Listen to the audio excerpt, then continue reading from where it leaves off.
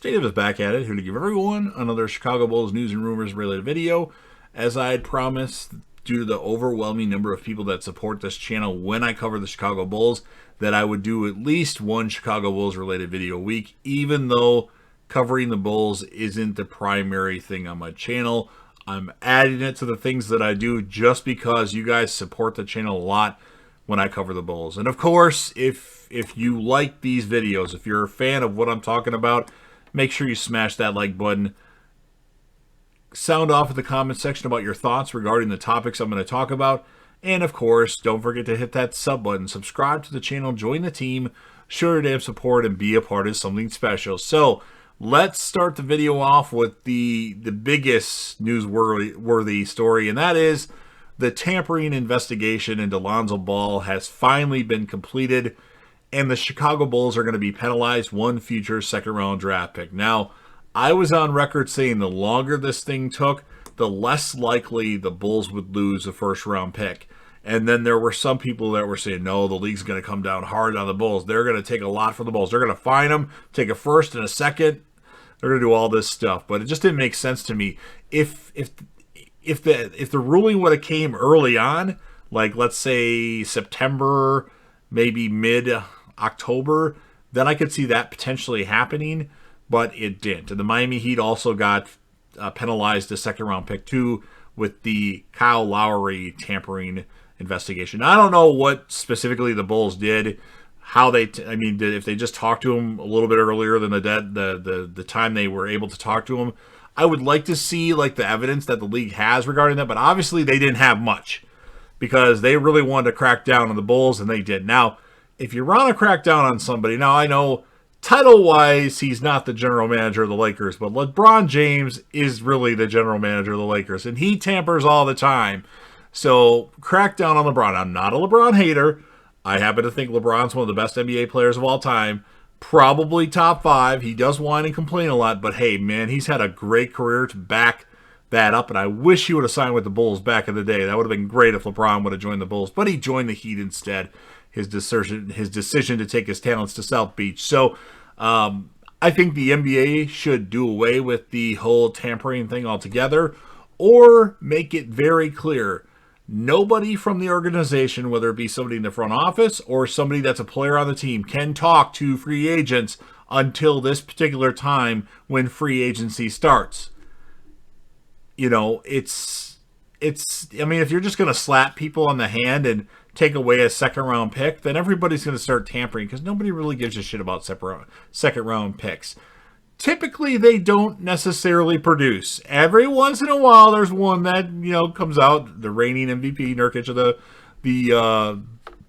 the Denver Nuggets. But other than that, that is unlikely to happen. So that's that. Lonzo Ball's a Bull, and all it costed the Bulls was Tomas Satoransky, Garrett Temple, and 2 future second-round picks. Now, the next thing I want to talk about is the fact that Coby White has tested positive for COVID-19 and has entered the NBA health and safety protocols. So it's a bummer to Coby because, he's had some very inconsistent games since he's returned from his injury. He'll have a good game, then he'll have a couple bad games. Then he'll have a good game and a couple of bad games. And this will ruin the progress of Coby White, I think. Hopefully Coby comes back very soon and is able to get back on the court so he can showcase his talents for other teams, because I think we probably need to trade Coby, and here's why. We need some size in the front court. Somebody that can play defense, somebody that might be able to shoot a 3 here and there, somebody that can rebound the basketball, maybe block a shot here or there.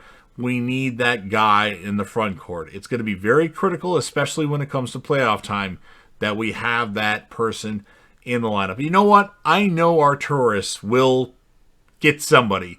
He'll get somebody, and it'll be somebody really good that we weren't expecting. Like, holy shit, because Arturas is a wizard, and he will do that. Now, speaking of Arturas, there's something that doesn't get talked about a lot.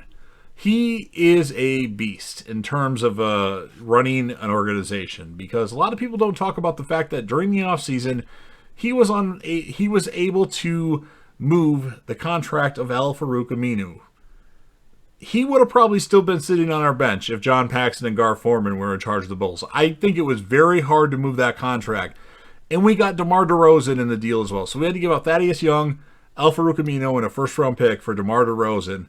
I think that's turned out very well. And who knows, maybe there's a chance that Thaddeus Young, if he gets bought out by the Spurs, ends up signing back with the Bulls, because it's the only way he can come back to the Bulls is if they release him, because they can't trade him to the Bulls. He cannot be acquired by trade by the Chicago Bulls in this season.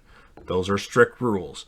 There's no getting around that. So unless he's released and the Bulls sign him, that would be the only way that Thaddeus Young could come back. But I'm just surprised. Not a lot of people talk about the fact that our tourist was able to work his magic and get rid of the contract of Al-Farouq Amino, because he would still be warming up a spot on the bench if he was on the club, if anybody else was in charge. So that's awesome. So another thing, the Bulls have played 2 games since my last video. They lost a game against the Miami Heat, where they didn't look terrible, but they didn't necessarily look great either. They got some work to do. They're still trying to gel as a team. Miami obviously is a really good team with Jimmy Butler, Kyle Lowry, Bam Adebayo, although he's injured right now. But I think we're going in the right direction. But then we played the Charlotte Hornets, and we absolutely clobbered them. Now, the score was more closer than the game really was, because the Bulls let another big lead down, but they won still. Now, Nikola Vucevic came up huge in that game, scoring 30 points, finally awaking, because he hasn't looked that good this season, and he had a big game, including going 6 for 6 from the three-point line, which is great. So DeMar DeRozan, Zach LaVine, and Vucevic all had great games in that particular game. So we got a game today against the Knicks, or tonight against the Knicks. Hopefully we can pull that one out. I like to see us, kind of pull away from the pack, because the standings are very close. Like, the Bulls could go from 2nd seed to 9th seed in a couple days. That's how things could change. And I think the Bulls will pull away. I don't know if they'll be the 1st or 2nd seed, maybe the 3rd seed. I think that's what we'll end up as, so that would be great. And then that's really all I had to discuss in this particular video. Of course, if there's any crazy breaking news, I will try to post right away. Of course, if you have thoughts on the Lonzo Ball tampering investigation, make sure you leave a comment regarding that. The loss of Coby White to the NBA health and safety protocols because he has COVID. Let me know your thoughts on that. Of course, LeBron James has entered that as well. And the game Nikola Vucevic had against the Hornets, what your thoughts were on that. If you want to talk about how great of a deal it was to get rid of Al-Farouq Amino with Thaddeus Young in the first to the Spurs for DeMar DeRozan, let me know about that. I just figured not a lot of people talk about that particular move. Yeah, they like that we got DeRozan. They weren't super happy we gave away Thad at a first, but nothing else gets talked about. The fact that we got rid of Al-Farouq Amino is very critical. So, like I mentioned before, smash the like button. Share the video if you want to share it across any of your social media platforms, although I'm not asking you to do that, but if you want to, I'm not going to stop you. Let me know that you're doing that so I can give you proper recommendation or proper shout out, I guess. And of course, sound off in the comment section about any of the things that I talked about. And don't forget to hit that sub button and subscribe to the channel.